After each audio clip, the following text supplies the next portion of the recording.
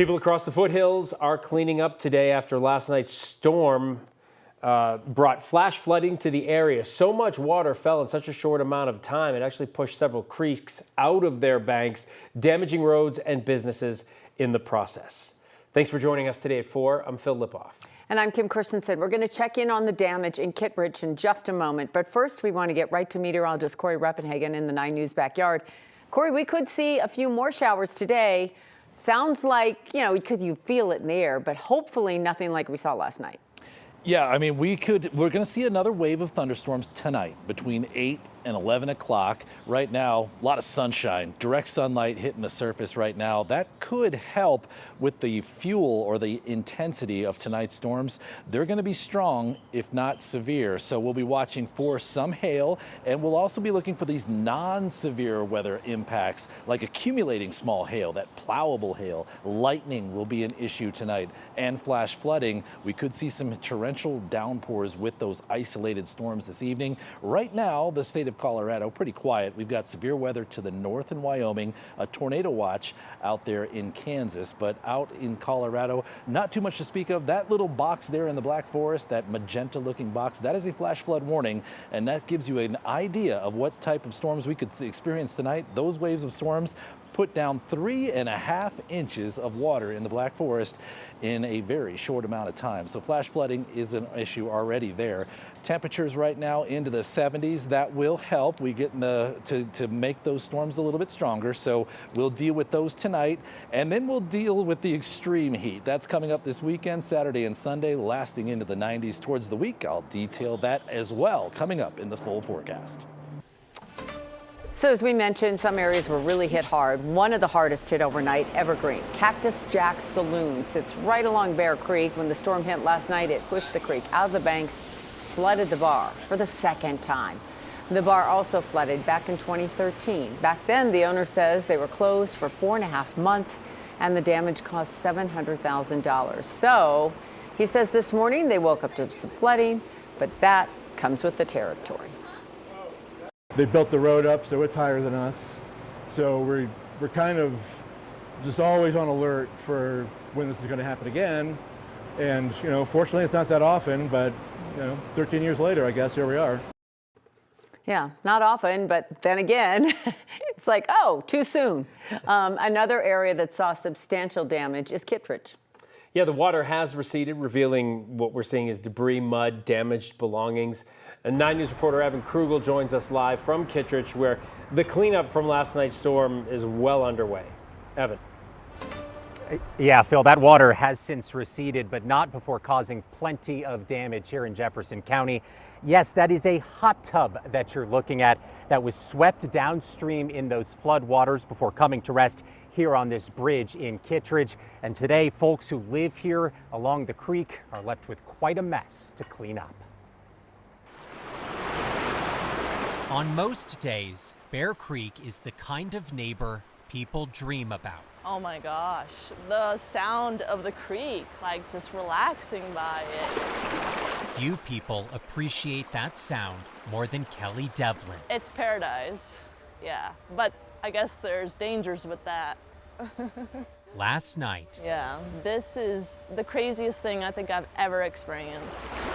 The creek in front of her home showed its other side. There was a huge storm coming in, and it just seemed like up the river it seemed to break, and about 3 feet of water rose into the house here. It's just insane. Kelly's Kitridge home is now a mess. How do you clean out mud like this? The water didn't just come inside, it rearranged the house. Did that flood you? Yeah. What do you think? No, we just placed this fridge.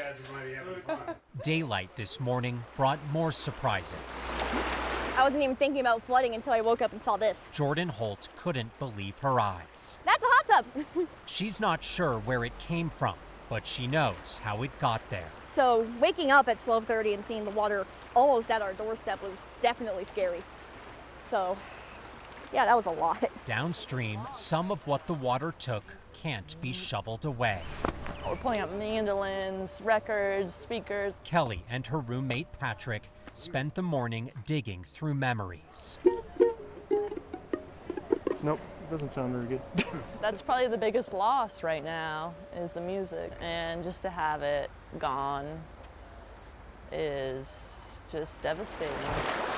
The water tested this community overnight, I am passing out little breakfast burritos. but it didn't wash away what makes it special. This neighborhood is absolutely incredible. And while the water is gone, the recovery here is just beginning. We're gonna be okay, I think. It's just gonna take a while. Now, thankfully, so far, no injuries have been reported, just lots of property damage. Guys, to put things in perspective, this area got about 3.5 inches of rain last night. That's about a fifth of what this area normally gets in an entire year. So a lot of rain that fell very quickly and created quite a mess here in Jefferson County. Reporting live in Kitridge, Evan Krugel, 9 News. Yeah, it comes in late at night and you're thinking, is this a solid, just a heavy rainstorm? And it's just been so dry, Evan. It's kind of like you had to know this isn't just your run-of-the-mill thunderstorm. Yeah, Kim, and if you can see the color of the water, that thick brown shows you all of that sediment, that dry runoff that came in. That was a lot of rain to get, especially with how dry it's been this spring and this summer. And unfortunately, that water has to go somewhere. Yeah, I mean, a freestanding hot tub right behind you. No It tells the kidding. story. All That right. is wild. Evan, thank you.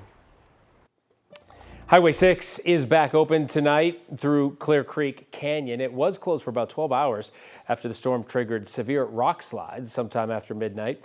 Geologists told us rock slides are common on Highway 6, especially in the summer after heavy rainfall. CDOT has warned the road could close again as it remains at risk continuously for more rock slides with more rainy weather coming through. The former Pueblo County coroner has been arrested, accused of improperly storing bodies at the funeral home he owned. The state has been investigating Davis Mortuary for months after a surprise inspection back in last August found 24 decomposing bodies inside. Today, the state announced charges against Brian Cotter and his brother Chris. They're each facing 125 counts of abuse of corpse and several charges for forgery and theft as well. The district attorney explained why there are so many charges when just 24 bodies were found. There were 24 bodies that were found, as well as many cremains, as well as some bones. And so through the investigation process, those that were identified as human bodies, even in a cremain state, we filed charges for each one that we could identify as a human body. Investigators say they have been able to identify 19 of those bodies found and 5 remain unidentified.